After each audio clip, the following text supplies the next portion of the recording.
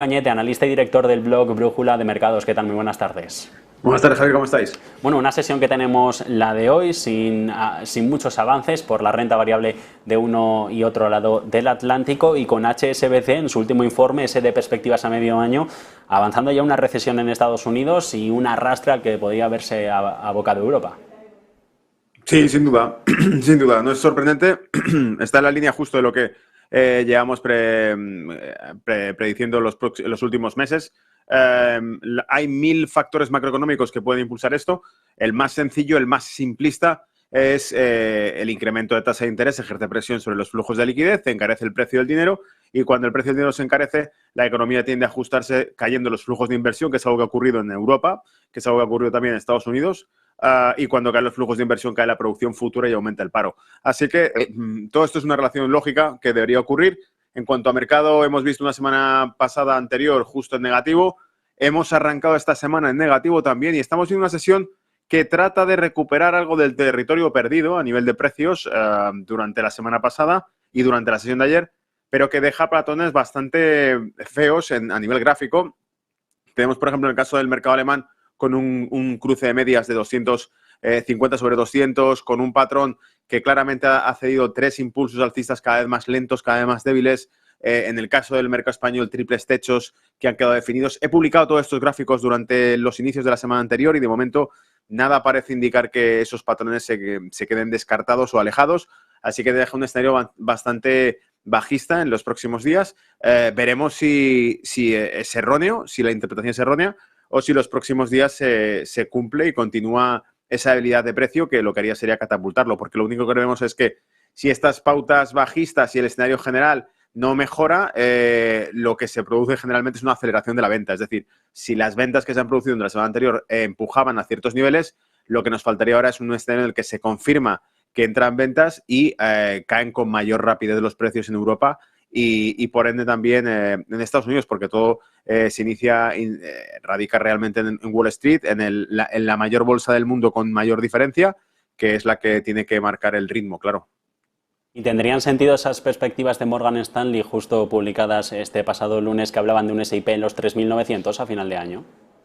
Sí, sí, sin duda, totalmente. De hecho, 3.900, 3.800 serían zonas correctivas en las que se podría aproximar. Para finales de año, no lo sé, porque la cuestión está en que si entramos en ese ciclo de corrección, que sin duda alguna tendrá algún tipo de detonante, pero insisto, basta con los patrones gráficos que se están dejando son clarísimos. A mí me encanta analizar el aspecto fundamental, Javier, pero es que a nivel gráfico te lo está dejando en bandeja porque muestra un hombro cabeza hombro intradiario en el Standard & Poor's que se ha formado desde la semana pasada también.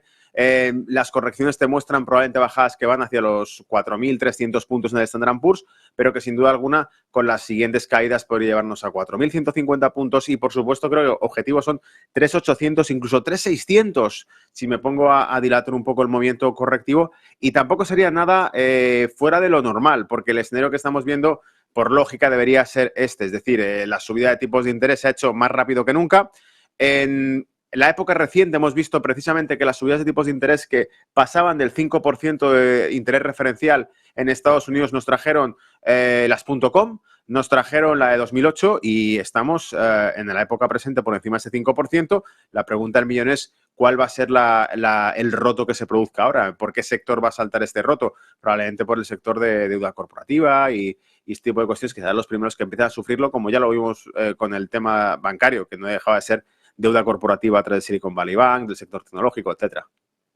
De momento, lo que preocupa también a los bancos centrales es esa subida de los tipos de interés y hoy Christine Lagarde en Sintra están todos reunidos en ese foro anual que hay en Portugal auspiciado por el Banco Central Europeo y Christine Lagarde, lejos de las evasivas a las que nos tienen acostumbrados durante esas ruedas de prensa posteriores a las citas de su Consejo de Gobierno, ha querido dejar claro y apuntalar dónde va a estar la tasa terminal, más que dónde el futuro de política monetaria. Vamos a escucharla.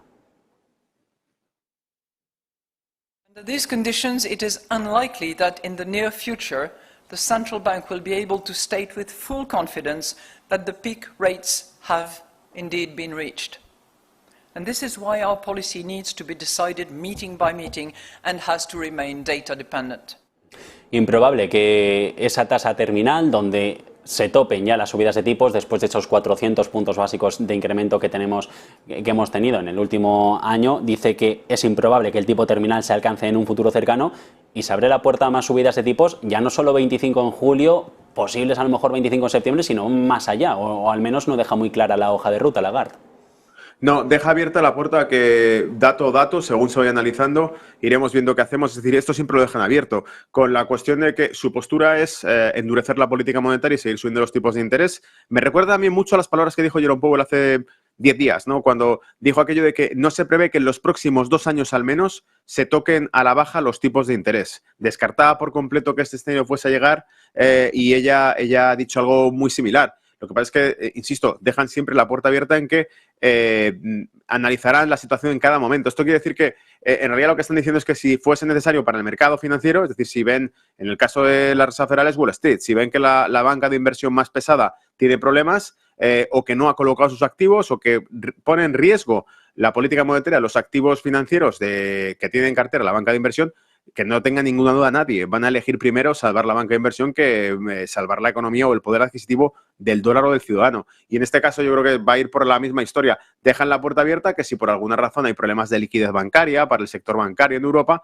se va a elegir dar facilidad al sector bancario en Europa, dar liquidez al sector bancario en Europa, mantener, aunque sea artificialmente, como llevan haciendo los últimos años, artificialmente arriba el mercado, mientras que la economía subyacente, la economía real, sigue padeciendo pues una pérdida de poder adquisitivo, una pérdida de flujo de reales de inversión, de crecimiento económico real, consistente, una creación de empleo de calidad. Todo eso falta, no se ha recuperado los niveles previos a la crisis de 2008 y desde luego es lo que estamos viendo que tampoco parece que sea una prioridad a día de hoy.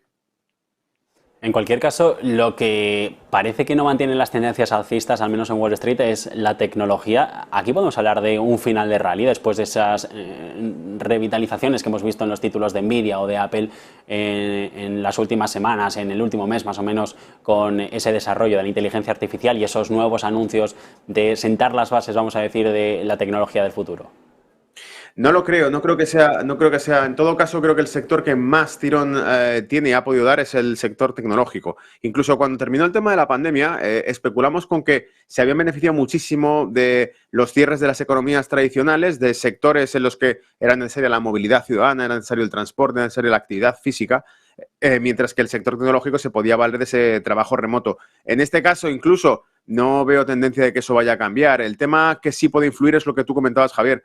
Todo lo que se refiere a regulación en cuanto a inteligencia artificial, en cuanto a industria cripto, todo este tipo de cuestiones sabemos que afectan al mercado porque hemos visto que decisiones erróneas que puedan, o comentarios incluso erróneos que pueda hacer la administración, pueden afectar de lleno al mercado.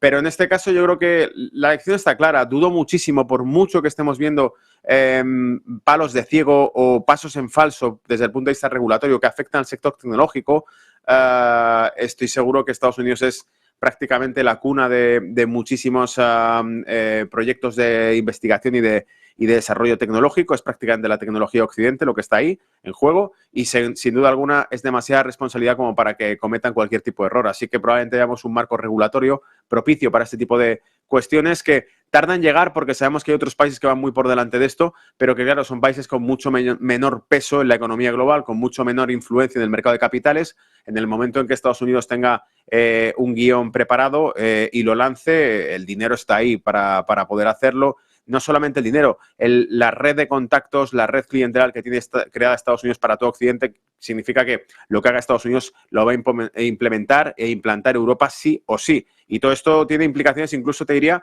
hasta en el terreno monetario, porque los proyectos que tienen hechos para la digitalización económica, de la digitalización incluso personal, de los individuos, todo eso está ahí y va a salir. En fin, es una cuestión que se está haciendo a fuego lento, pero se está haciendo con una seriedad increíble, porque ni siquiera es algo que socialmente esté demandado o incluso aceptado, y sin embargo va para adelante. Los proyectos monetarios para crear carteras digitales, lo decía hace poco el Banco Central Europeo, en el caso del Banco Central Europeo será no solamente a nivel corporativo, como lo quiere implementar la Reserva Federal para que lo utilicen bancos y que sirva como un sistema interbancario, en el caso de Europa es para ciudadanos también e incluso para que las empresas estén obligadas a aceptar pagos digitales en esos euros digitales que emite el Banco Central Europeo. O sea que La digitalización de la economía va para adelante sí o sí, se pongan como se pongan, y por eso casi todo el sector tecnológico que está detrás probablemente vaya a seguir evolucionando positivamente en los próximos años.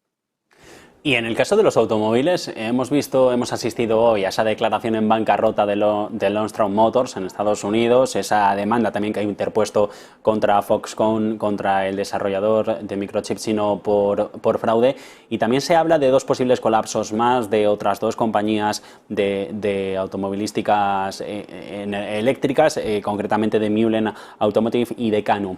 Aquí van a sobrevivir los gigantes, van a sobrevivir un Tesla, un Ford, los chinos como BYD y únicamente van a quedar ellos en el mercado, o es una competencia menor, aunque ahora parezca que tiene toda problemas de sobre todo economía de escala, interpreto, podría mantener el tipo y ser una alternativa viable.